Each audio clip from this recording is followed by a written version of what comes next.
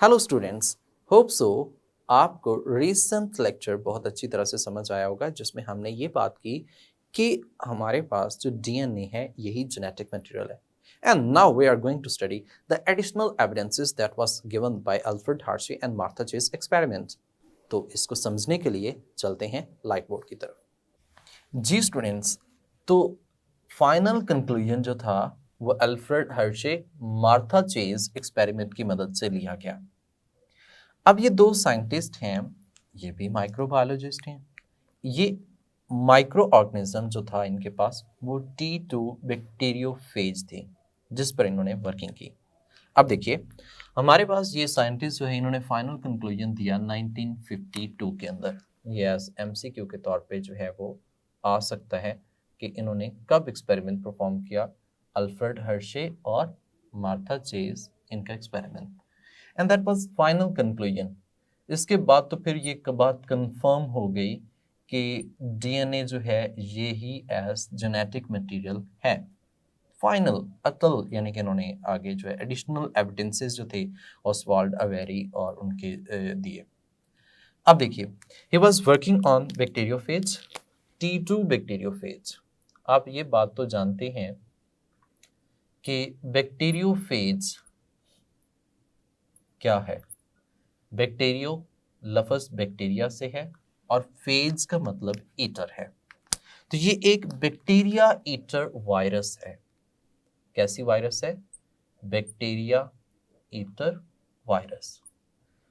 यानी कि ये वायरस जो है ये बैक्टीरिया को इन्फेक्ट करती है। इसकी फर्दर टाइप्स होती हैं, जैसे कि यहाँ पे जो हम टाइप डिस्कस कर रहे हैं वो कौन सी है? T2 फेज है। इसका ज़रा सा स्ट्रक्चर हम थोड़ा सा एक्सप्लेन करता हूँ मैं। जैसे कि ये एक वायरस है, इस वायरस का ये हेड है, ठीक है। इस हेड जो है इसके नीचे इसकी टेल लगी होती है, टेल, और ये इसकी यानी कि नेक टाइप कह सकते हैं, और इसके फिर टेल फाइबर्स जो हैं वो मौजूद हैं, ठीक है। ये टेल फाइबर्स जो हैं वो 6 होते हैं जो इसमें भी एग्जिस्ट कर रहे हैं। और ये जो इसका हेड है, इस हेड के अंदर जेनेटिक मटेरियल मौजूद होता है, और जो जेनेटिक मटेरियल इसमें एग्जिस्ट कर रहा है दैट इज डीएनए। ये जो इसमें मौजूद है वो क्या है? डीएनए। और ये जो इसका मैंने कोट सा बनाया है, यानी कि इसकी जो कवरिंग बनी हुई है, इस कवरिंग को अगर बनाया जाए तो ये एक स्पेसिफाइड बड़ी खूबसूरत सी शेप होती है इसकी, लाइक दिस वन। आप ऐसे कह सकते हैं कि ये प्रिज्म शेप जो है वो अपीयरेंस रखता है, ठीक है। इसमें जो अपीयरेंस है वो इसकी ऐसे होती है प्रिज्म शेप से। तो ये एक बैक्टीरियोफेज की मैंने डायग्राम जो है वो बनाई है। इसका जो हेड हमने कोट की बात की है that is known as capsid, और ये capsid is made up of protein, यानी कि प्रोटीन जो है वो इसका कोट कह सकते हैं। और जो इसके इनर मटेरियल यानी कि इसके इनसाइड मौजूद है दैट इज डीएनए। वो हमारे पास डीएनए जो है वो एग्जिस्ट कर रहा है। अब ऐसे कह सकते हैं कि इनर साइड पे, इनर कोर जो है इसमें मौजूद है वो क्या है? डीएनए। यानी कि आउटर कोर तो आप जानते हैं ना, वो कैप्सिड प्रोटीन का बना होता है और इनर उसका जेनेटिक मटेरियल है। अब इन साइंटिस्ट ने क्या किया? डीएनए को और प्रोटीन को रेडियो लेबल किया, यानी कि इसने क्या किया? इनको रेडियो लेबल्ड। अब you know that radio label का मतलब ये है कि हम रेडियो एक्टिव आइसोटोप्स जो हैं वो इसमें इनकॉर्पोरेट करते हैं। How we can make these two types of viruses in which one is labeled with DNA and the other one is labeled with protein, यानी कि दूसरी जो है प्रोटीन को लेबल किया हुआ है और एक में हमने डीएनए को लेबल किया हुआ है। अब ये एक बैक्टीरियोफेज है। अब इनको एक हमने ऐसी बनाई, यानी कि ये दो टाइप्स की इसकी हमने टू, आप कह सकते हैं टू डिफरेंट मीडियम में, टू डिफरेंट मीडियम में हमने इनको क्या किया? ग्रो किया, ठीक है। टू डिफरेंट मीडियम्स में, या मीडिया कह सकते हैं, कल्चर मीडिया जिसे हम कह सकते हैं, या ऐसे बैक्टीरियम के ऊपर इनको इन्फेक्ट करवाया जिसके अंदर ये वाली characteristics radio active labelled amount जो थी वो मौजूद थी। यानी कि हमने एक T2 जो है वो ऐसी बना ली जिसमें प्रोटीन को लेबल है, और प्रोटीन में यू नो दैट सल्फर को लेबल किया गया। किसको लेबल किया गया? सल्फर को। जबकि अगर हम बात करें डीएनए में, तो इसमें हमने फास्फोरस को लेबल किया, फास्फोरस। यानी कि आप ऐसा कह सकते हैं कि इनके आइसोटोप्स की मदद से किया। यानी कि एक T2 टाइप जो हमारे पास आ गई, दैट वाज, उसका जो प्रोटीन थी उसको हमने लेबल किया, और उसकी जो प्रोटीन्स लेबल थी वो S35 के साथ लेबल है। S35 35 जो है इसमें, that is its atomic mass, ये इसका एटॉमिक मास है। सेम एक जो हमने T2 बनाई है उसमें हमने डीएनए को लेबल किया है, और डीएनए को जो लेबल किया है उसमें हमने फास्फोरस को लेबल किया है, और फास्फोरस जो है P32 है। यानी कि ये दोनों रेडियो एक्टिव आइसोटोप्स है। यू नो दैट कि ये जो रेडियो एक्टिव आइसोटोप्स होते हैं, जहां जहां जाएंगे, जिस जिस तरफ मूव करेंगे, वहां पे हम इनको ट्रैक कर सकते हैं, यानी कि इनको लोकेट कर सकते हैं कि कहां पे किस तरह से ये ट्रांसमिट हो रहे हैं। अब दो डिफरेंट टाइप्स की आपके पास क्या मौजूद हैं? वायरसेस मौजूद हैं। अब हम इनको अलाउ करते हैं कि ये एक बैक्टीरियम को क्या करें? इन्फेक्ट करें। जब हम इनको अलाउ करेंगे कि ये बैक्टीरियम को इन्फेक्ट करें, तो उसके बाद फिर फर्दर देखते हैं। लेट्स सपोज एक साइड पे हमने T2 ऐसी बैक्टीरियोफेज ली हैं जिसमें हमने प्रोटीन को लेबल किया हुआ है। किसको लेबल किया हुआ है? प्रोटीन, यानी कि उसका जो कैप्सिड है, कोट आप कह सकते हैं, that is labelled with S35। ठीक है, S35 के साथ है। जबकि इसका जीनोम जो है वो नॉर्मल है, उसमें हमने उसको लेबल किया ही नहीं है, वो जैसे नॉर्मली एग्जिस्ट करता है वो वैसे ही है। ठीक है, बाकी इसमें यू नो दैट इसकी शेप जो है वो एग्जिस्ट करती है। और एक साइड पे हम यहाँ पे जो लेते हैं वो ऐसी वायरस लेते हैं, ऐसी बैक्टीरियोफेज लेते हैं जिसमें हमने उसका डीएनए जो है वो लेबल किया हुआ है, और जो डीएनए लेबल किया हुआ है वो फास्फोरस के साथ किया है, और वो कौन सा फास्फोरस है? P32। यानी कि इसमें डीएनए लेबल्ड है, डीएनए जो उसकी इनर साइड पे मौजूद होता है, that is radio labelled with P32। ये P32 के साथ लेबल है। जहां पे डीएनए मूव करेगा हम उसको भी लोकेट कर सकते हैं, जहां पे ये प्रोटीन मूव करेगी हम उसको भी क्या कर सकते हैं? लोकेट कर सकते हैं। We have ability to locate because there is a radio labelled isotopes existing in their structures. इनके स्ट्रक्चर्स में ये मौजूद होते हैं। अब देखिए, जब हमने यहाँ पे इसको अलाउ किया कि एक बैक्टीरियम को इन्फेक्ट करें, सेम एज इट, हम यहाँ पे भी इसको भी अलाउ करेंगे कि ये भी बैक्टीरियम को क्या करें? इन्फेक्ट करें। तो दैट इज बैक्टीरियम जो इसको क्या करेगा? जो इन्फेक्ट होगा with the help of these viruses.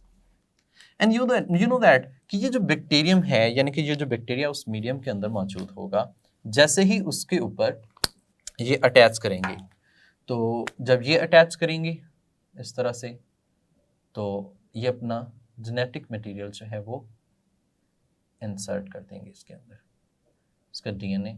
Same as is ये भी इस पे अटैक करेंगे।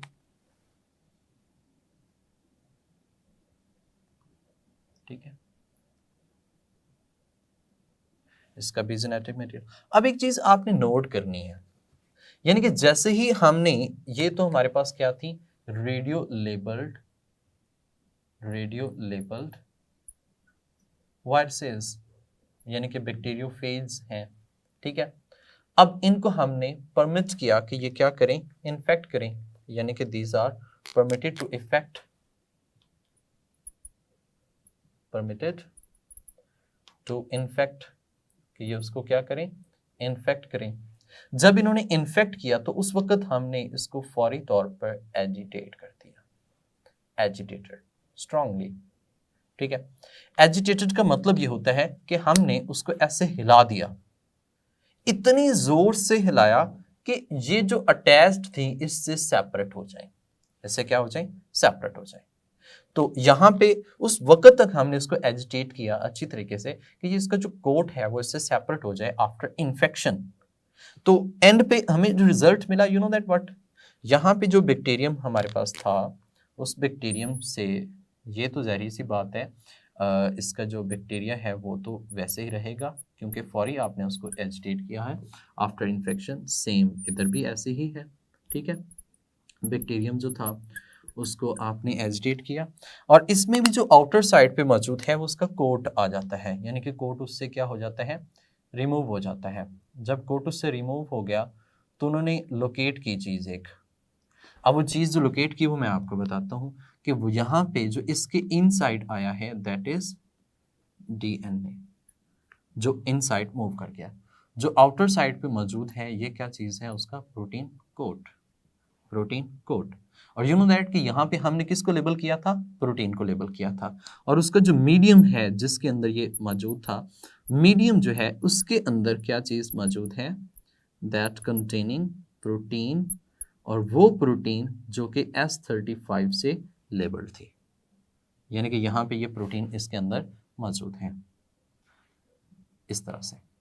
अब इसकी बात करें, इसमें क्या हुआ है, इसमें भी कुछ ऐसे ही रिजल्ट्स हैं, जैसे कि यहाँ पे हमने इसको जब एजिटेट किया तो इसको एजिटेट करने के बाद हमें पता चला कि ये जो हमारे पास फेज है बैक्टीरियोफेज, ये यहाँ से रिमूव हो जाती है, यानी कि इससे रिमूव हो जाती है इस तरह से। और इसका जो जीनोम है, दिस वन जीनोम, जो कि डीएनए मौजूद है इसके अंदर, ये डीएनए बैक्टीरिया के अंदर आ चुका है। किसके अंदर आ चुका है, बैक्टीरिया के अंदर इनहेरिटेड हो चुका है। तो यहाँ पे ये डीएनए किस में है, बैक्टीरिया में है। तो यहाँ पे जो हमने लोकेट किया कि जो उसके इनसाइड है, इनसाइड ऑफ बैक्टीरियम, यानी कि बैक्टीरियम का जो अंदर है जहाँ पे उसने ट्रांसमिट किया है, दैट कंटेनिंग डीएनए, और जो डीएनए है that is labelled with P32, यानी कि वो जो बैक्टीरियम हमने बात की है उसके इनसाइड जो इनर ट्रांसमिट हुआ है वो क्या हुआ है, डीएनए, जबकि जो मीडियम में रह गया है वो क्या है, उसका प्रोटीन है। अब यहाँ पे बात खत्म नहीं होती। एक बात यहाँ पे हमने नोट की है कि जब हमने T2 बैक्टीरियोफेज ली, बैक्टीरिया ईटर वायरस है ये वायरस, उसके प्रोटीन में ये है और डीएनए यहाँ पे एग्जिस्ट करता है। प्रोटीन सल्फर 32 रेडियो लेबल्ड है। अब ये रेडियो लेबल्ड जो थी उसके अंदर ग्रो करवाया, तो अब उसके अंदर जो प्रोटीन है उसमें जो आइसोटोप है वो कौन सा है, P32। Same as it is एक और मीडियम जिसके अंदर जो डीएनए था, डीएनए रेडियो लेबल्ड था फास्फोरस 32 के साथ, और वो बैक्टीरियोफेज जो हमारे पास आती है उसमें डीएनए लेबल्ड है। अब ये जो रेडियो लेबल्ड बैक्टीरियोफेज हैं इनको हमने अलाउ किया, जब हमने इनको अलाउ किया कि एक नॉर्मल बैक्टीरिया को इन्फेक्ट करें, जैसे ही वो बैक्टीरिया को इन्फेक्ट करती हैं तो वो अपना जेनेटिक मटेरियल इंसर्ट करती हैं। यू नो दैट हम यहाँ पे लोकेट कर रहे हैं कि वो प्रोटीन कहाँ जाएगी, क्या वो सेल के अंदर मूव कर जाएगी बैक्टीरियल में, या फिर बैक्टीरियल सेल के बाहर ही रहती है। यहां पे भी सेम हमने डीएनए को लोकेट करना है। जब हमने उसको परमिट किया कि वो उसको इन्फेक्ट करे, उसके बाद हमने उसको एजिटेट किया, एजिटेट करने के बाद उस मीडियम को एग्जामिन किया, उस मीडियम को क्या किया, एग्जामिन किया, एनालिसिस किया। तो एनालिसिस से पता चला कि वो जो मीडियम है उसमें प्रोटीन कंटेनिंग है, और वो प्रोटीन जो उसमें मौजूद थी वो उसका आउटर कोट था, और वो आउटर कोट रेडियो लेबल्ड किसके साथ है, S35 के साथ। सेम एज इट इज यहां पे जब हमने उसको एग्जामिन किया तो हमें पता चला कि जो बैक्टीरियम उसके अंदर मौजूद है वो कौन सा है, बैक्टीरियम के अंदर जो डीएनए है वो कौन सा है, P32 है, वो रेडियो लेबल्ड है। और इन्वायरमेंट मीडियम के अंदर वो नॉर्मल बैक्टीरियोफेज जो है वो एग्जिस्ट करती है।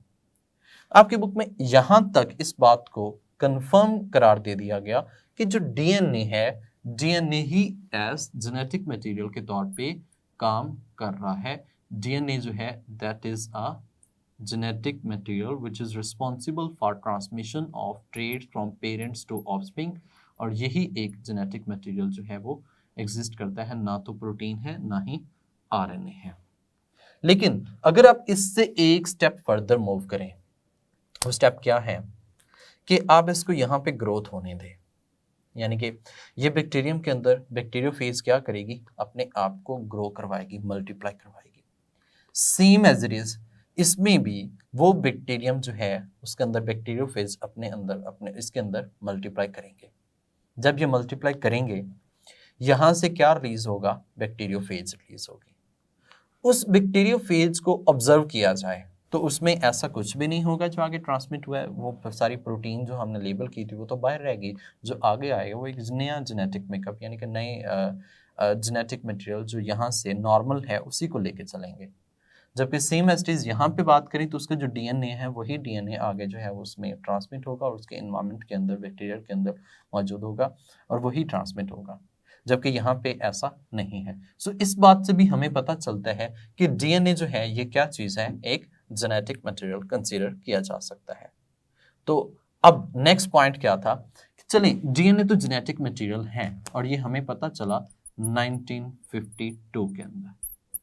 अब इसके बाद अगली बात ये थी कि डीएनए जो है ये कैसे बना हुआ है, इसकी कंपोजिशन क्या है, इसके अंदर क्या क्या शामिल होता है, व्हाट इट इंक्लूड, ये क्या क्या इसके अंदर यानी कि शामिल है और ये किस तरह से ऑर्गेनाइज्ड होता है और ये क्या इसका रोल है, ये सारा हम नेक्स्ट लेक्चर के अंदर डिस्कस करेंगे।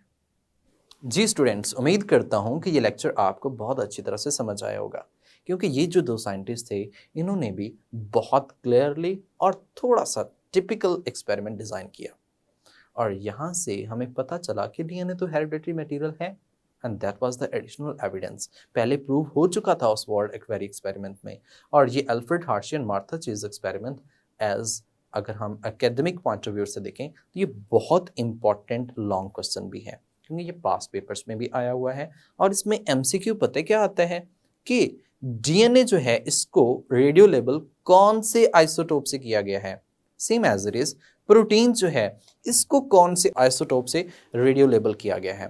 तो ये एक इम्पॉर्टेंट एमसीक्यू जो है वो इसमें कंसीडर किया जाता है। और एक और बात, जो बैक्टीरियोफेज है वो कौन सी यूटिलाइज की गई, दैट वाज T2, क्योंकि रिसेंटली जो आपने लाइफ साइकिल फर्स्ट ईयर में डिस्कस किया था उसमें हमने T4 को डिस्कस किया था। और नेक्स्ट हम डिस्कस करने जा रहे हैं कि how DNA is going to be made, इसके अंदर क्या क्या शामिल होता है and how that component is organised in it. तब तक के लिए अपना ख्याल रखिएगा।